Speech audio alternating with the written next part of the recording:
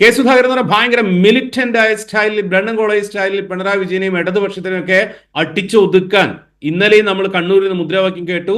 ധീരജിനെ കുത്തിയ കത്തി കടലിൽ താഴ്ത്തിയിട്ടില്ല എന്ന്. ആ രീതിയിൽ അക്രമം ചെയ്യുന്ന എന്റെ കുട്ടികളെ രക്ഷിക്കും, സെമി കേഡറാക്കും, സിംഹം എന്നൊക്കെ പറഞ്ഞ രീതിയിലാണ് കെ സുധാകരൻ കോൺഗ്രസിന്റെ നേതൃത്വം ഏറ്റെടുത്തിരുന്നത്. അതുവരെ സൗമ്യ ഭാഷയും വൃത്തിയായി, സോഫ്റ്റായി, ക്രിയേറ്റീവ് ആയി കാര്യങ്ങൾ പറയുകയും ചെയ്യുന്ന വി ഡി സതീശൻ ചെയ്തത് കെ സുധാകരനിലേക്ക് പരകായ പ്രവേശം നടത്തുകയായിരുന്നു.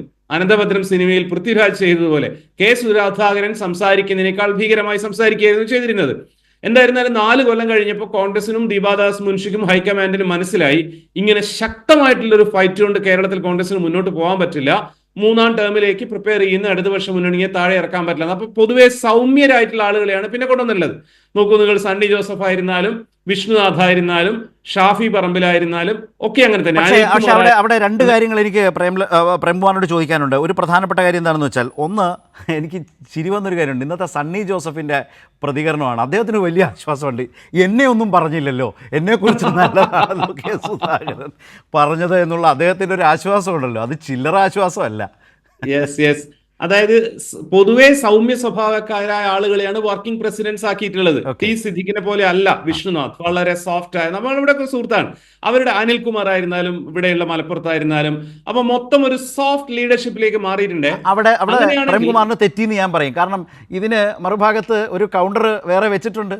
രാഹുൽ മാങ്കൂട്ടം, പാലക്കാട്ടെ MLA, ഇന്നലെ കണ്ണൂരിൽ മലപ്പട്ടത്ത് ഇവിടെ നിന്ന് ഈ കസേരയെ ഒഴിപ്പിച്ച് എത്രയോ പാടുപെട്ട് ഓപ്പറേഷൻ സുധാകരൻ പൂർത്തിയാക്കി കെ സുധാകരനെ കണ്ണൂരിലേക്ക് എത്തിച്ചു. ആ കണ്ണൂരിലെത്തിയ കെ സുധാകരനെ അവിടെ മൈക്കിന് മുമ്പിൽ രാഹുൽ മാങ്കൂട്ടം എത്ര ഗംഭീരമായിട്ടാണ് നറേറ്റ് ചെയ്തത്.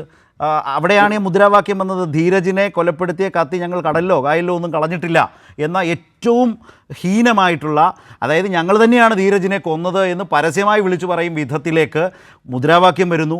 അവിടുത്തെ രാഹുൽ മാങ്കൂട്ടത്തിൻ്റെ പ്രസംഗം ഇപ്പോൾ പ്രേംകുമാർ പറഞ്ഞ രീതിയിലുള്ള സോഫ്റ്റായ നേതൃത്വത്തിൻ്റെ മറുമുഖം കൂടിയല്ലേ? അല്ല ശരത്, അതായത് അത് തന്നെ ഞാൻ പറയുന്നത്. അത് ഈ റീകോൺഫിഗറേഷനിലൂടെ ഒരു സോഫ്റ്റ്വെയർ ലീഡർഷിപ്പിനെ കൊണ്ടുവരാനാണ് ഹൈക്കമാൻഡ് ശ്രമിക്കുന്നത് എന്നാണ് നമുക്ക് ആളുകളെ നോക്കിയാൽ മനസ്സിലാവുക. രാഹുൽ മാങ്കൂട്ടത്തിന് ഹൈക്കമാൻഡ് നിയമിച്ചതല്ല, മൂപ്പരനെ കുറെ ഐഡന്റിറ്റി കാർഡൊക്കെ ഒപ്പിച്ച് ഭയങ്കര ക്യാമ്പയിനൊക്കെ നടത്തി ജയിച്ചു വന്നതാണ്. അദ്ദേഹം അങ്ങനെ ജയിച്ചു വന്നതാണ്. പക്ഷേ സുധാകരന്റെ ഇൻഫ്ലുവൻസിൽ ഹാർഷ് ആയി കഴിഞ്ഞിട്ടുള്ള, വയലന്റ് ആയി കഴിഞ്ഞിട്ടുള്ള വി ഡി സതീശൻ അവിടെ നിൽക്കുകയാണ്. അതാണ് കെ സുധാകരൻ ഇന്നും പറയുന്നത്. സാധാരണ പ്രതിപക്ഷ നേതാവും KPCC പ്രസിഡന്റും ഒന്നിച്ചു മാറുക എന്നുള്ളതാണ്. അത് മാറിയിട്ടില്ലല്ലോ. പക്ഷെ എന്നാലും എനിക്ക് പാര വെച്ചത് ഇല്ല, വി ഡി സതീശൻ ആവാൻ സാധ്യതയില്ല എന്നാ പറയുന്നത്. ചിലപ്പോൾ നാളേക്ക് സാധ്യതയായേക്കാം.